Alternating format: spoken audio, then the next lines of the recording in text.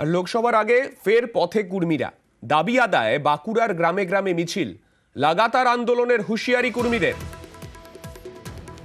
এর আগে আমরা দেখেছি কুর্মী আন্দোলনের ফলে উত্তাল হয়েছিল রাজ্যের পশ্চিমাঞ্চল। বিভিন্ন জায়গায় অবরোধ কর্মসূচিতে কুর্মীরা তাদের দাবি দাওয়া নিয়ে পথে নেমেছিলেন। আবার লোকসভা নির্বাচনের আগে ফের পথে কুর্মীরা। লোকসভার আগে ফের পথে কুর্মীরা, দাবি আদায় বাঁকুড়ার গ্রামে গ্রামে মিছিল কর্মীদের, লাগাতার আন্দোলনের হুঁশিয়ারি কর্মীদের।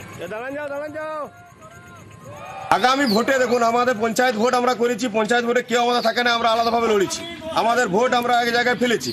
আগামী লোকসভা নির্বাচনে আমরা পরিষ্কার বার্তা দিচ্ছি প্রত্যেকটা রাজনীতি দলকে, বিশেষ করে এই জঙ্গলমহল এলাকায় আসতে গেলে কুর্মীর কথা বলতে হবে। আর কুর্মীদের দীর্ঘদিনের যে দাবি হক অধিকার, সেই অধিকার বঞ্চিত করে রাখা হয়েছে তার সাংবিধানিক অধিকারে।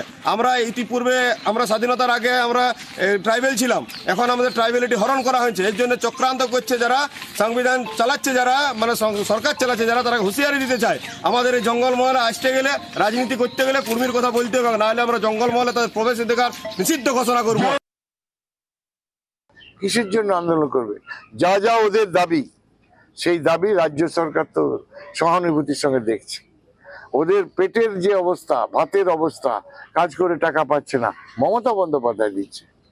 এতে তো প্রবলেম হওয়া উচিত নয়, এতে তো সমর্থন করা উচিত।